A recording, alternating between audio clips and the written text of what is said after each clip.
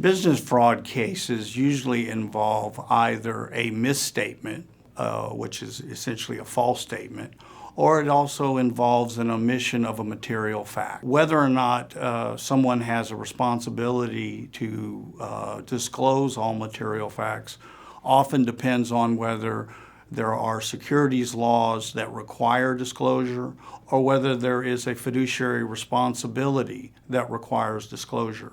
In order to evaluate a business fraud matter, it's important to look at all the written communications between the parties.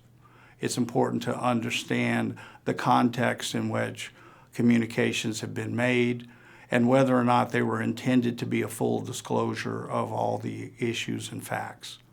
In business fraud cases, liability can arise in various manners. For example, you can have fraud that arises to the level of a securities law violation under either the federal or state rules. You can have fraud which essentially arises out of a fiduciary duty, which is probably the highest duty that the law imposes. It's a duty of full and fair disclosure, of timely information. It's a duty to act in the best interest of another.